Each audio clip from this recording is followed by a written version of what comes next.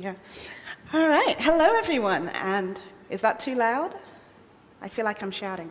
But thank you. And thank you for the great introduction. And I'm very excited to be here. It was a little last minute, but I was glad that I could come and meet some really great people. So we got a new clicker. Yay! So it's called the personality puzzle. Because we are all individual, and like Anna was saying, we all have an individual path. We should not be following what everyone else wants us to do, and we should do what we feel comfortable with. And a lot of us work remotely, obviously, but also with remote teams. And I think it's an area that gets left behind when people are thinking. They're just thinking about, well, I need this person to do this thing, and I need them to do it now, or yesterday, because most of us are procrastinators. And then when we need something, we need it doing now. And the other thing is that we want to build a community. We're very big on building communities, and we want our workers to feel part of a community. And so part of that is helping everyone work together in a team for that one goal. So how many of you have taken a personality test at some time in your... that's like 90% of you. Some people do it for when you had a traditional job. You might have had to do it because HR is a big believer in the testing and the Myers-Briggs test and how it will help. And I've done the test a lot of times. I've also administered tests a lot of the times.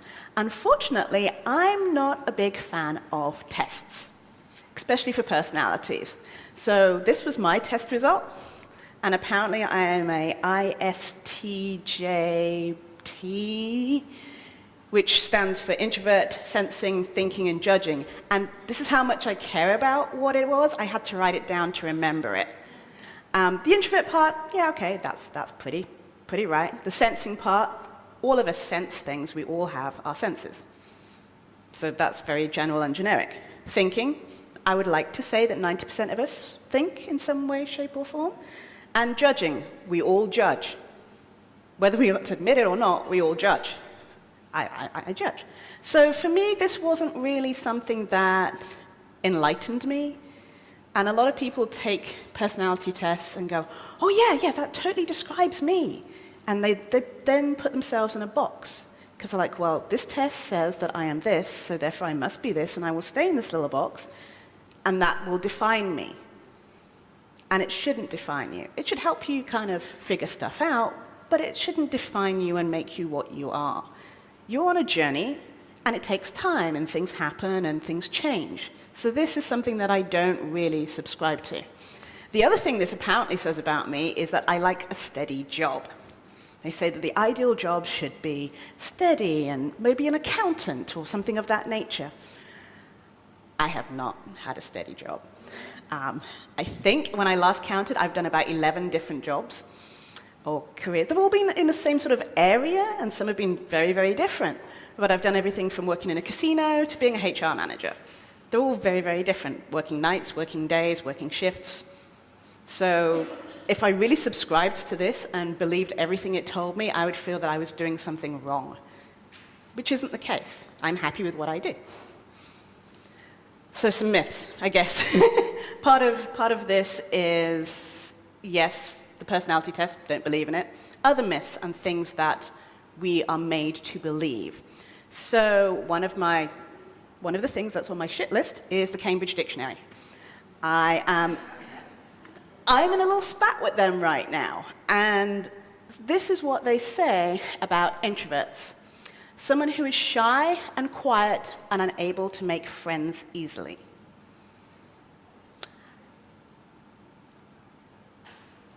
Those of you who have met me, I don't think I'm quiet. I don't come out of my shell very quickly, but unable to make friends easily. I think I've made a couple. I hope I've made a couple. I could be wrong. This could just all be. But it's really bad. And so when people look this up, this is the negative thing that they see. And because we believe everything we read, and what's on the internet is real, if it's Facebook, then it's real, this is what people expect. And so when you say the word introvert, people immediately assume that you are shy and awkward and weird and a whole bunch of other, inadequacy, inhibited, shrinking violet. There's just so many negative words up there to describe someone. And it has an impact. If you look at extrovert, it will say welcoming, charismatic, happy, and all these. I'm not saying you're not, but it's Kit, sorry. But it's just really frustrating that that's what's being told to the world, and that's the narrative that the world has about introverts. And also, at the end of the day, most people are neither an introvert or an extrovert the entire time. Most people kind of flow somewhere in between.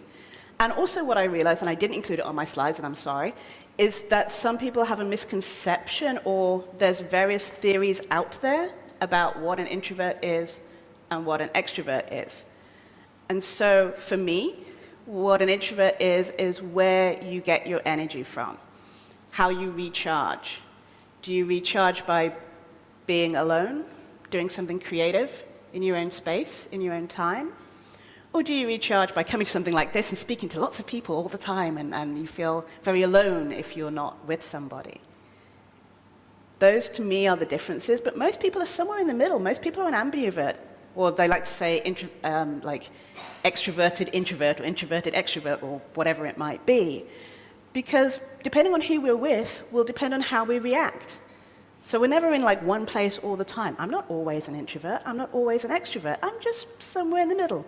Actually, I'm just me. I'm not defined by, okay, technically I'm defined by it because I'm a career introvert, but I'm not really defined by it. If you meet me, it depends. So moving on with that, more myths, because there are a lot of them. Don't like to talk. A lot of people think introverts are shy and don't like talking. We love to talk. If you get us in a one-on-one conversation, we will talk, but we will have in-depth conversations, or it might take a while for us to think about what we want to say. That's all it is. Just give us some time. Another myth, shy. You can be shy and be an introvert. You can also be shy and be an extrovert. You're just shy. That's something different. Not all introverts are shy. We just take a little time. Don't like people.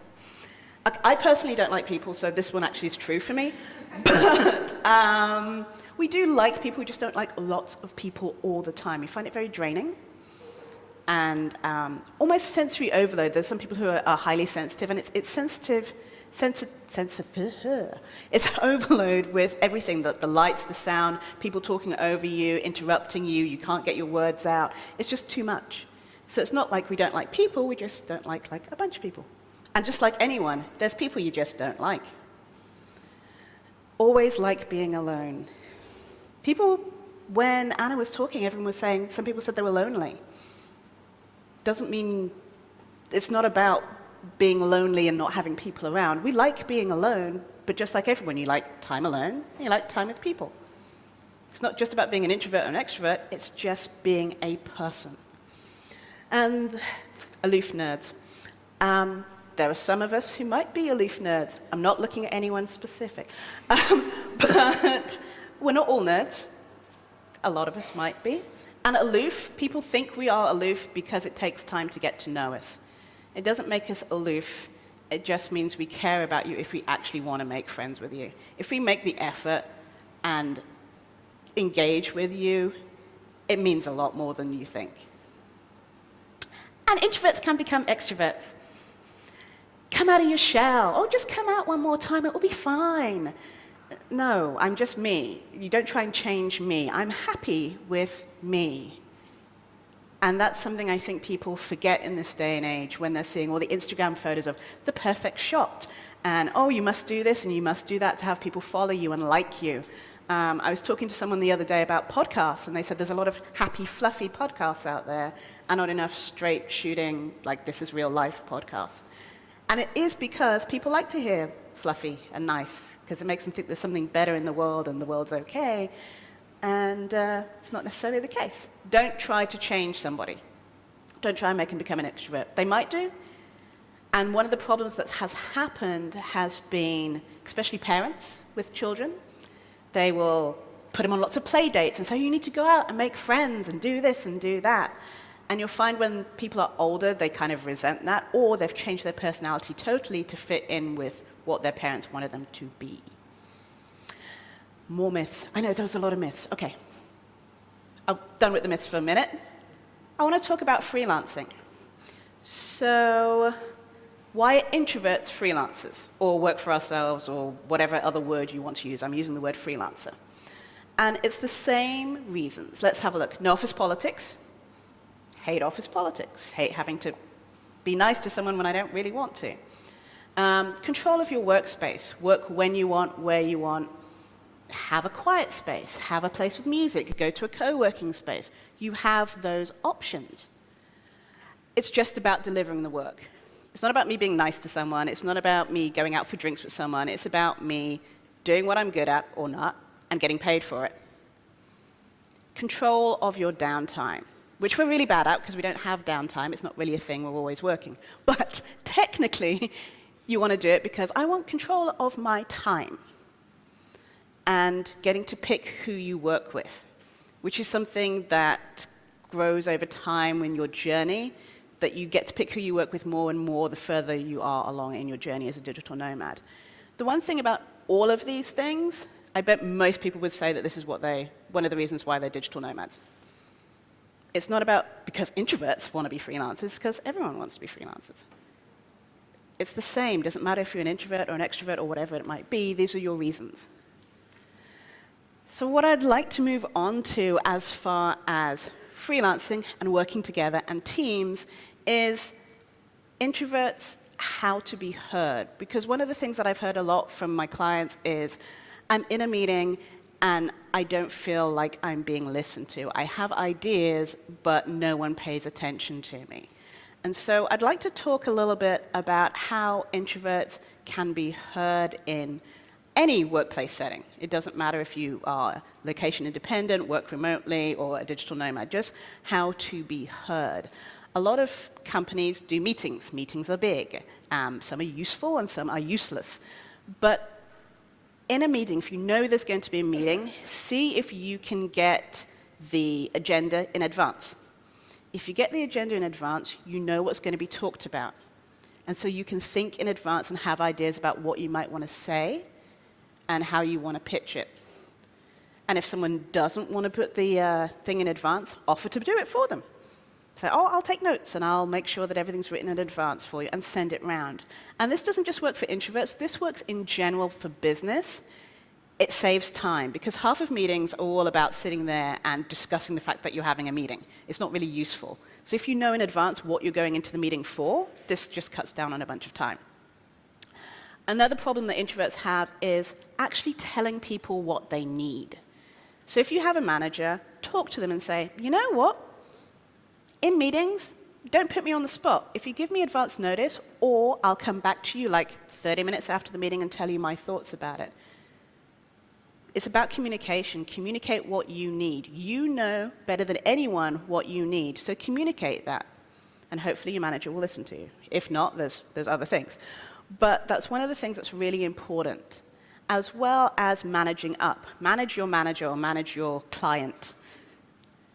Set their expectations, because that way they won't expect things that you can't deliver. And let extroverts be extroverts. Don't compete. It's not about competing. We all want the same thing. We want to be successful. Don't compete. Don't try to talk over that extrovert. Don't try to be like them. Just be you and don't compete. And let them talk. Extroverts like to talk, and it's okay. Don't feel that they're interrupting you or pushing you down. It's not about you. They just like to talk. It's fine. And so, on the flip side of that, extroverts, how to listen. One thing that a lot of my clients have complained about is extroverts really, and they can't help it, like to interrupt us. So I was on a call the other day, and this girl was trying to express what she needed and how she felt, but she talked with really long pauses. And I didn't interrupt her, and she finally got out everything that she wanted to say, but she had to think about it before she said it. And she said to me that every other person that she had spoken to had interrupted her because they thought they knew what she was going to say. And that's not always the case. As much as we like to think we might be mind readers, or we're on the same page, some people just need to be able to have their say and feel like they're being listened to. If you jump in and interrupt all the time, they don't feel that they're being heard. That's really important. Give us space. One thing that we like is space. Space to think, space to just be, just silence. Awesomely, apparently we have this awesome room with coloring books and other things upstairs. If you just want to take a break from the noise and the sounds, give us space. Don't interrupt, give us space. Let me see, what else have we got in there? Don't put us on the spot. Because we're not prepared. Sometimes we are, because we like to research and think about what we're going to say and do it in a way and try and be eloquent about what we're going to say and make sure we get our point across before we get interrupted. So just give us a little space and let us do what we need to do and think about stuff, and don't put us on the spot. So if you are working and you know you have to give a pitch to a small group first to make yourself feel comfortable, and then do a larger group, just to help you practice what you're going to say and how you're going to say it. But having said that, every introvert is different and every extrovert is different, and that's because we are all different and we are all unique. So just because one introvert works one way doesn't mean that all introverts work that way. For example, a lot of people think that if you're an introvert, then you're better at writing, because that's how you get your ideas down. I'm terrible at writing, but it took me years to figure this out. In fact, I didn't even know I was an introvert until 6 years ago, way late in the game. I'm actually better at speaking, or maybe not, but that's how I get my ideas out. I'm very bad at writing. But the assumption is that if you're an introvert, you're better at writing. Not always the case. So working together with introverts and extroverts, or just people, everyone's different, and you need to figure out what makes them tick, how to make them work better, how to help them. The idea is to help people and build them up, not to pick at what they're bad at. And that's something that we need to do more of, is build people up. And this conference helps to do that. I definitely think so. So one of the other things that I'd like to talk about as far as working together in a team is about the water cooler. The water cooler is not coming up on the screen, which is awesome. The water cooler. It's apparently, because I didn't really work in an office like this, but apparently it's very popular in some cultures that you have a water cooler and people go and hang out and gossip or talk about stuff that isn't work-related at this water cooler. And I've worked with a lot of people that want to recreate that feeling, but in remote teams, because they want to build that community and they want people to talk about things and be friends. Reality, the water cooler is great, but how many people actually went there and talked about stuff? Was it only the extroverts? Was it only people who were bored? Was it people who were slacking, who didn't really want to work, so they were like, I'm just going to hang out over here for a while? Why do you want to recreate this in the digital world? Why do you need to talk about things that are not work-related? Is it useful? To some people it is. People feel that they want to make that connection and that they want to know more about you, so therefore having this, maybe a Slack channel that talks about things off topic, is helpful. But at the end of the day, a lot of freelancers are just sellswords. We work for the money. We were not necessarily loyal to your brand or your company. We're not as invested in it as you might be. So think about why you want to recreate this water cooler. Yes, it's great. It helps build culture in some places, but it's not always what's needed to get the job done. And I think the mistake of we went and wanted to get out of the office, and now we're trying to recreate the office in a digital space. Why are we doing that? It seems counterproductive. There's no right and there's no wrong, but just think about why you're doing it and the methods of it and who benefits. And are you just trying to get someone to fit into your mold? Because again, it's about you being an individual and your team being individuals. So accept people, work together, build them up, because we all want one thing, we all want to be successful. And so we all have common ground. And this is one of my favorite second now favorite cartoonist. And it's Introvert Doodles. And if anyone can't read it, let me know, or if you'd like me to read it out. But I'll give you a second to just think about it.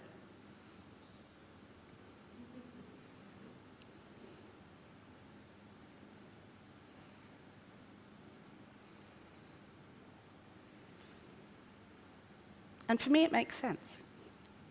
We're all just humans, and we all just want to be successful in whatever way, shape that might be. And the last thing, working together. Again, another doodle, because she's kind of awesome. Because we all have gaps in our personality, and we all have things that we're good at and things that we're bad at. And when we build teams, we're trying to fill those gaps. And so working together and using people's strengths and not talking about their weaknesses, but not picking on them about their weaknesses is the way forward. And that's all I wanted to talk about. So I guess Kit is now going to come on the stage and ask me questions, and I'm a little scared. She's going to put me on the spot, too. No way. I am a little bit, but very kindly. Welcoming space. Let's give Janice a big round of applause, everyone. So we're going to start the Q&A. There's a microphone coming to the back, so start thinking about your questions. But as always, I'll give you guys a moment by asking one of mine. So, Hi. As you know, I'm trying to take a lot of your tips and be a better listener and a better teammate to people of all personality types. I also often manage people in a bigger team. And how would you have any strategies for how I could go about encouraging other people, especially the fellow extroverts, to listen better? Like, calling them in instead of calling them out type of thing, saying like, stop doing that, you're making them uncomfortable, Oh, that is a really good question that I'm going to ponder about. I would say that, and you're right, it's not about calling people out. It's about making it inclusive, or just like, hey, this is a different way of working, and let's see the ideas that we come out of it. Mm-hmm. I would say that with you, it's a case of just getting everyone together and going, how do you work better? Mm-hmm. This works better for this person, and you're working together as a team, so therefore this works better for you, and communicate. Communication is the key, and I think the problem is that when introverts try to communicate, they feel that they're not heard. But when they are heard, it's awesome, and as long as people take it in. And sometimes people need reminders, and that's okay. And I think people think that once they've said it, they're like, well, I told you already, so why don't you do it? No, just like anything, you remind them time and time again, but in a nice way. Always in a nice way. It's in a nice way. Always. We have a question over here. Okay, over here, and then there, and then there. Hey, so I find it probably overlaps with Kit's question a little bit, but I feel like I'm not very good at telling whether people are introverted or extroverted, and I often feel like I realize I've got that wrong afterwards. Does that matter? And if so, what should I do about it? I don't think it matters, because as I was saying, people are just people.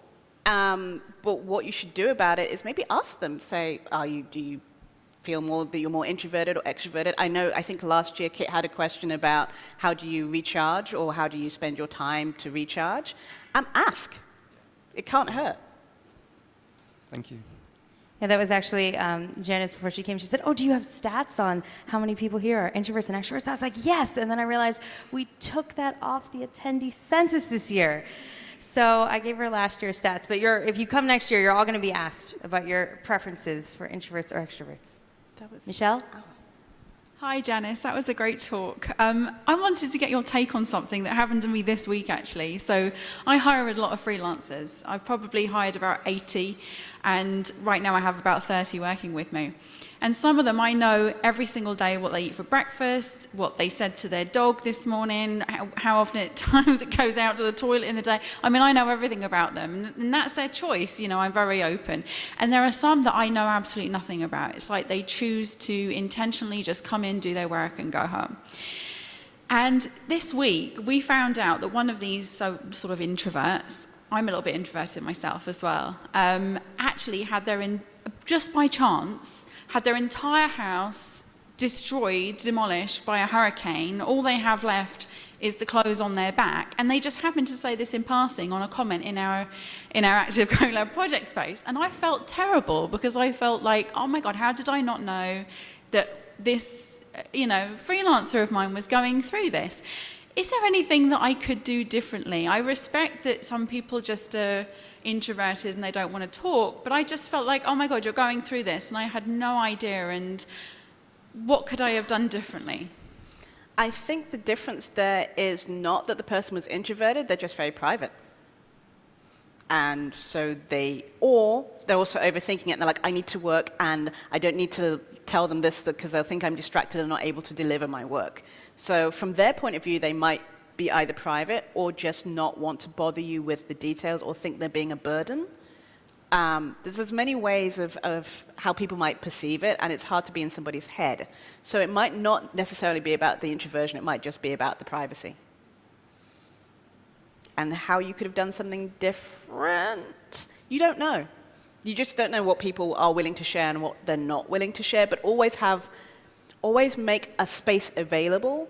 So I've found leading a lot of teams, and I know it's hard the bigger the team, but say every month I have 15 minutes, you can talk about whatever you want to talk about or not, and make sure that time is always there for people to use. And it's okay if they don't use it, but just make sure that they know that it's there. Because sometimes it's just about knowing that it's there that is really helpful for people. I think we've got a question here and then here. So many questions. You were worried they wouldn't have any. So one thing in your talk that I really liked, I really gelled with your use of the word ambivert. I thought that was awesome. And I was wondering if you could just speak a little bit to how you might manage those different tendencies within yourself, like the idea that you might be extroverted in some situations and introverted in other situations, have extroverted preferences in one place or introverted tendencies in another place, or a different day or time or week or whatever. If you could just speak a little bit to how you might manage that in yourself and others, those really varying tendencies for us ambiverts. Okay, that was a lot. I'm going to process that for a second. No, what I would say is as long as you communicate to others if you need to about your needs, it doesn't really matter if what happens during different days or different times or different people. It's okay. It's all you just being you. You don't need to stress about it, I don't think, unless you feel that it's a problem and it's stopping you from doing things. But that would be different. But no, just keep on keeping. I think we had a question just up here. Hi. Hello. It feels weird because you're right there. So I'm an introvert, and it drives me insane when people interrupt me because I feel Really? like Is they're not that's listening. how you feel? I think that's a really good... Yeah. I couldn't help it. I'm really sorry. I gave that one to you. You walked right into it. So from that perspective, what is a good response that's not shut the fuck up? No, I like that. No, you mean something that's not passive-aggressive, because I do passive-aggressive stuff. A good way to stop, listen to that person, and then be like, I'd like to finish my point, or I'd like to finish what I was trying to say. Please give me this, be nice and respectful about it. Please give me the space to do so. Do that twice, and then you could go with the shut the fuck up. All right, I think that's an excellent point to end on. If you guys have more questions, that I'm sure you do, you can find Janice at the lunch break and the breakout sessions. Thank you so much again, Janice. Thank you. I'm going to run.